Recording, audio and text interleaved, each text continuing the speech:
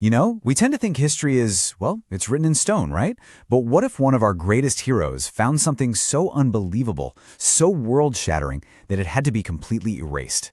Today, we're diving into the alleged secret of Admiral Richard E. Byrd, a story that suggests our world is a whole lot bigger and stranger than we've ever been told. So at the center of all this is Admiral Richard E. Byrd. I mean, this guy was a rock star explorer, a celebrated American hero. The official records, they tell one story. But there's an alleged secret diary that claims one of his flights was much, much more than a survey mission, and that he found something that isn't on any map we've ever seen. All right, so before we get into the really wild stuff, we need to get our bearings with the official story, because we're talking about a real person here and a very real, very massive naval operation. Okay, so here you can see the two totally different narratives playing out side by side. On the one hand, you have the public record, Operation High Jump, 1947. It's a huge scientific mission to Antarctica, totally official. But on the other hand, you have this incredible story from this alleged secret diary. And this one isn't about charting ice, it's about discovering a hidden, advanced civilization. Two very different stories. And this is where things take a sharp turn. It's the moment the official record goes silent and the secret journey supposedly kicks off. The account claims that during a flight over the North Pole, Byrd's plane didn't just fly over the top of the world, it actually crossed a threshold into an entirely different realm. So how in the world did this supposedly happen? Well, the flight starts out as you'd expect, just endless, blinding ice and snow below. But then, things get weird.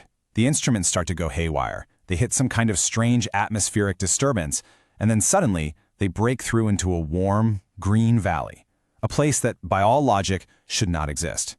According to this diary, this was it, the gateway to an inner world they called Hyperborea. Can you even imagine? You're an explorer, you're expecting nothing but ice for thousands of miles, and you find this. The diary describes a world of impossible life, just hidden away, tucked inside our own planet. Just look at this. This is the world that diary paints a picture of. Not some frozen wasteland, but a lush, thriving paradise with this radiant city glowing at its center. It's this vision of a perfect world hidden from all of us on the surface, and it's even got creatures from a totally different era roaming around. And the diary goes into just incredible detail about what he saw. We're talking lush, green plant life, strange, vibrant flowers he'd never seen before, and get this, colossal living mammoths, actual mammoths. And right in the middle of it all was this incredible high-tech city, home to these mysterious beings the diary calls the Tall Ones.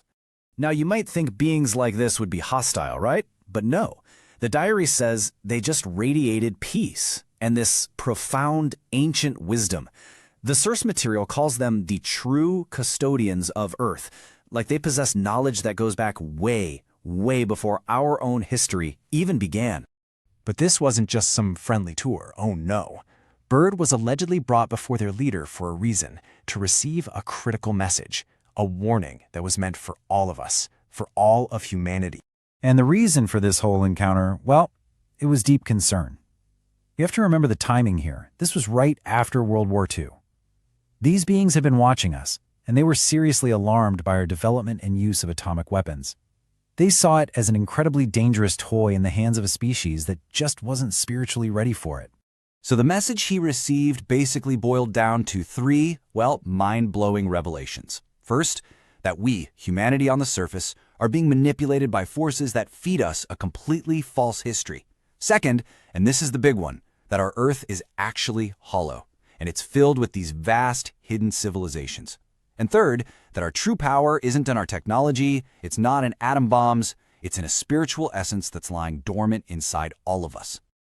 And that's not all. During this meeting, Byrd was supposedly given something they called the elixir of life. But the source is really clear on this. This wasn't some magic potion to make you live forever. It's described as something way more esoteric, like a liquid light or a potent frequency, something that was designed to literally awaken a higher level of consciousness. So, what do you think happens when a famous explorer comes back with a story that could literally rewrite science, history, and every religion on the planet? Well, according to this account, it gets buried fast. The story goes that when Byrd got back, he reported everything he saw. He probably expected a parade, right? Instead, he was met with a brick wall. He was debriefed and then given a strict order. You will remain silent about this. The implications were just too big, and so his incredible experience was allegedly classified, stamped top secret, and hidden away. So you might be asking, okay, why does this alleged secret from 1947 matter to me right now? Well, according to the source material, this isn't just some old story. It's critical information for today. They call it hard code, a kind of fundamental truth that's meant to completely shatter the false history we've been taught. It's seen as a key to a coming great awakening for humanity, a way for us to reclaim our Hyperborean stature, our lost spiritual potential, and to finally understand the true grid, the real network of cosmic intelligence that's all around us. And that leaves us right here, with this massive question. Is Admiral Byrd's incredible journey a real, suppressed chapter of our planet's history? Or is it a powerful modern legend? A story created to make us think differently about our world and our own potential? Well, like always, that's something you'll have to decide for yourself. Press the like and subscribe button.